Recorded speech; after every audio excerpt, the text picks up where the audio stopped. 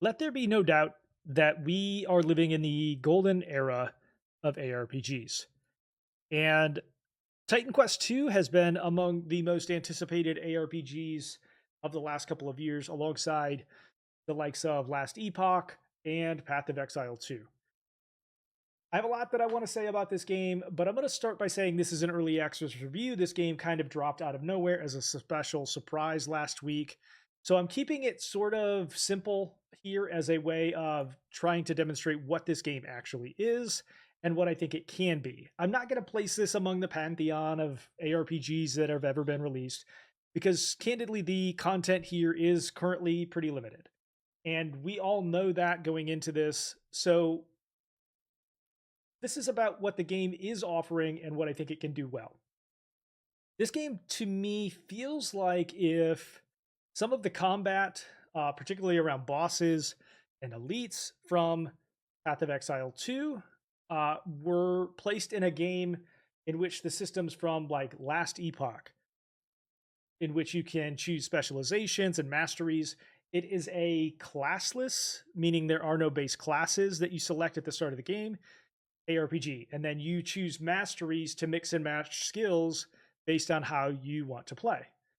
And I enjoyed this approach because it is a little bit refreshing in this day and age in which you choose a class and that's the thing that you're doing. If you're a druid, you become bear. If you are a necromancer, you have minions. In this case, it's a little bit more rudimentary, but it's also a little bit more customizable. And I think it works really well in this game. I also happen to be a huge fan of Greek mythology, so this game is an ode to some of my favorite stories and to some of my favorite storytelling.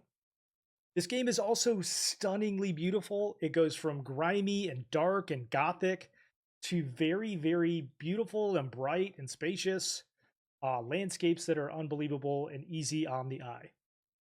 I will say this game is going to feel a little bit grindier than probably people are used to, particularly if you're coming from Path of Exile 1 or from Diablo 4, because these games are often about how fast you can kill things rather than like making the right choices and how well you are able to manage your combat. This game does make you choose correctly in a lot of different ways and build around it based on what you want to do, and it makes you use those skills to great effect. And if you don't, it's going to feel quite a bit harder. So bear that in mind as you play this. But having said that, this is an incredible game and one that I am very excited for the future. I'm feeling about an 8.5 to a light 9 out of 10 on this one. Thank you so much for watching. See you again.